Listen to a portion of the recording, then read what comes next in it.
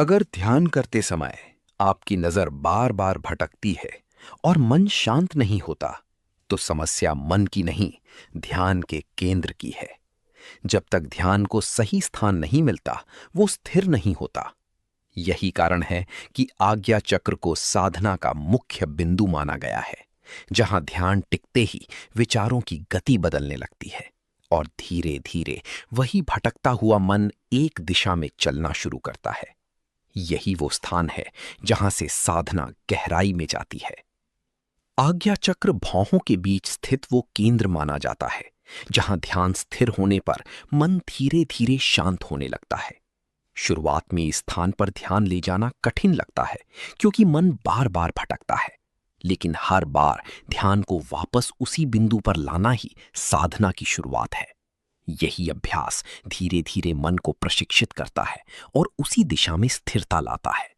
जब ध्यान इस बिंदु पर टिकने लगता है, तो विचारों के बीच का अंतर बढ़ने लगता है। पहले जहां लगातार विचार चलते रहते हैं, वहीं अब उनके बीच खाली स्थान बनने लगता है। यही खाली स्थान मन की शांति का संकेत होता है। इस अवस्था में व्यक्ति अपने विचारों को देखने लगता है, उनमें उलझने के बजाय उन्हें समझने लगता है और धीरे धीरे प्रतिक्रिया देने के बजाय देखने की क्षमता बढ़ती है। शरीर को स्थिर रखना इस साधना का महत्वपूर्ण भाग होता है। रीढ़ सीधी और शरीर रिलैक्स्ड। जितना शरीर स्थिर होगा, उतना मन जल्दी स्थिर होगा। छोटी छोटी मूवमेंट्स भी ध्यान को भटका सकती हैं, इसलिए स्थिरता पर ध्यान देना जरूरी होता है। जब शरीर स्थिर होता है, तो मन को भी स्थिर होने का संकेत मिलता है।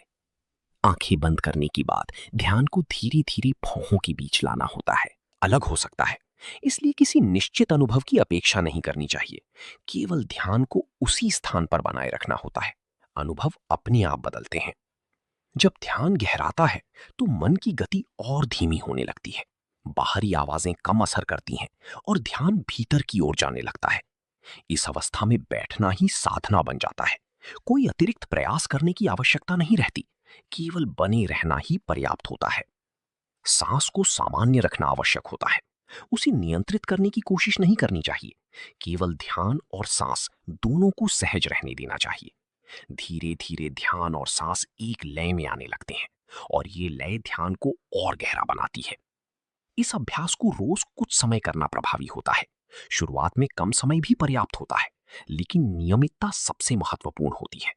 धीरे धीरे समय बढ़ाने पर ध्यान की गहराई भी बढ़ती है। हर दिन थोड़ा अभ्यास भी समय के साथ बड़ा बदलाव ला सकता है। जब ध्यान बार बार भटकता है, तो उसे रोकने की कोशिश नहीं करनी चाहिए, बल्कि उसे समझकर वापस लाना चाहिए। यही प्रक्रिया मन को प्रशिक्षित करती है।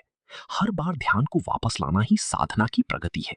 यही दोहराव एकाग्रता को मजबूत करता है। इस साधना में सबसे बड़ी गलती है जल्दी परिणाम चाहना। मन को जबरदस्ती शांत करने की कोशिश करना या अनुभवों को पकड़ने की कोशिश करना। इससे ध्यान और भटकता है। इसलिए केवल अभ्यास पर ध्यान देना चाहिए। परिणाम अपने समय पर आते हैं। धीरे धीरे इस बिंदु पर ध्यान स्थिर होने लगता है और अवेयरनेस बढ़ती है। व्यक्ति अपने विचारों को स्पष्ट रूप से देखने लगता है। प्रतिक्रिया कम होती है और समझ बढ़ती है। यही इस साधना का आधार है। यही बदलाव धीरे धीरे जीवन में भी दिखाई देता है। जब ये अभ्यास गहराता है, तो ध्यान अपने आप उसी बिंदु पर जाने लगता है। बिना प्रयास के भी अवेयरनेस वहीं टिकने लगती है। यही स्थिति साधना की स्थिरता को दर्शाती है। और यही वो अवस्था है जहां प्रयास कम और अनुभव अधिक हो जाता है। इस अवस्था में बैठना आसान हो जाता है। समय का अनुभव कम होने लगता है और मन हल्का महसूस करता है। कोई भी अतिरिक्त प्रयास करने की जरूरत नहीं रहती। केवल स्थिर रहना ही पर्याप्त होता है और यही स्थिरता गहराई में बदल जाती है। नियमित अभ्यास के साथ ये स्थिति धीरे धीरे जीवन में भी दिखाई देने लगती है। ध्यान केवल बैठने तक सीमित नहीं रहता, बल्कि दिन भर की जागरूकता में बदलने लगता है। विचारों को देखने की क्षमता बढ़ती है और मन पहले से अधिक शांत रहता है। प्रतिक्रियाएं कम होती हैं।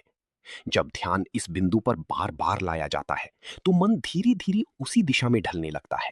यही अभ्यास उसे एक नई आदत देता है, जहां भटकाव कम और स्थिरता अधिक होती है। यही परिवर्तन साधना का वास्तविक संकेत होता है। आज्ञा चक्र पर ध्यान करने का मूल यही है कि ध्यान को बार बार उसी बिंदु पर लाया जाए और बिना दबाव के उसे वहीं रहने दिया जाए।